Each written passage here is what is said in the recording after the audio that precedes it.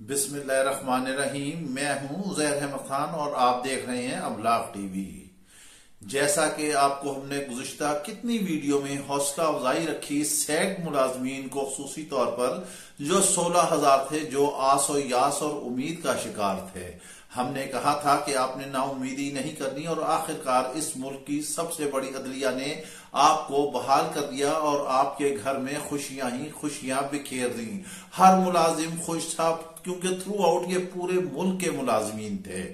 इसमें हर डिपार्टमेंट के थे, एजुकेशन के थे, OGDCL के थे, PTCL के थे और पता नहीं कौन कौन से जो भी डिपार्टमेंट थे सारे थे, कस्टम के थे, IB के थे, सारे लोग थे। बहरहाल सब खुश खुर्रम गए और सबसे अहम तरीन ये बात थी कि इन मुलाजमीन को उसी तारीख से बहाल किया गया जिस तारीख से इनको घर भेजा गया था। यानी मतलब ये है कि आपको वो सारे बेनिफिट मिलने हैं जो आपने 2-3 महीने घर में बैठकर गुजारे। अब मसला क्या है हमारे मुल्क में?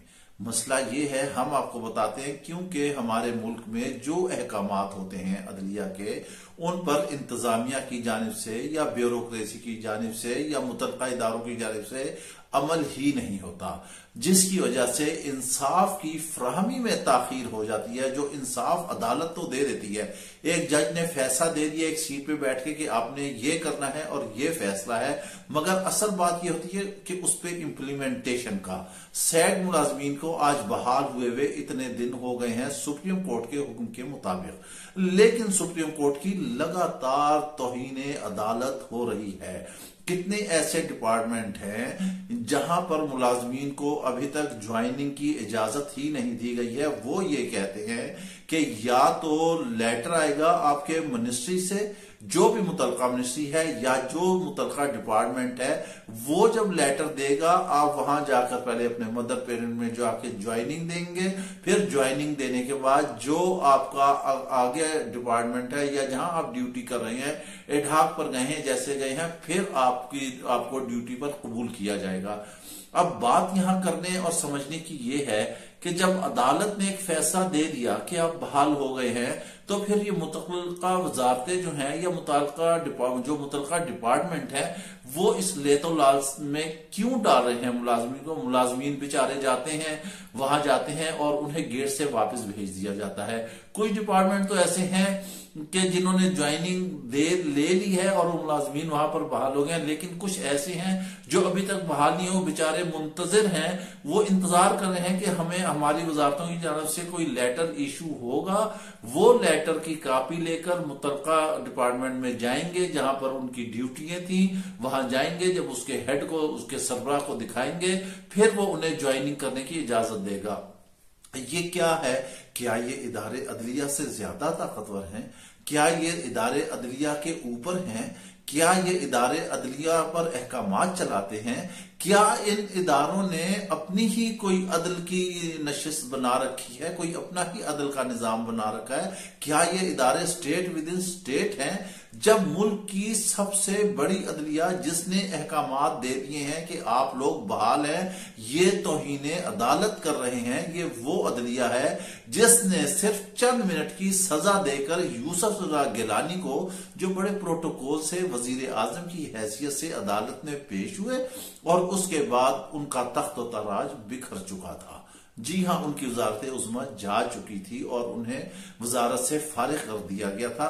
ये है अदलिया की ताकत। मगर ये जो छोटे छोटे इस वक्त जमीन पर बौने नाखुदा बने हुए हैं, ये मुलाजमीन को तंग कर रहे हैं। अदलिया ने तो कह दिया है कि अब 16,000 जितने भी सैग मुलाजमीन थे आप सारे बहाल हो चुके हैं। उस शिक के तहत उन्होंने बहाल कर दिया है इंसानी हमदर्दी, क्योंकि ये मुफादे आमा का फैसला था। लेकिन है ऐसे इदारों पर जो अभी तक उन्हें ज्वाइनिंग के लिए इजाजत ही नहीं दे रहे।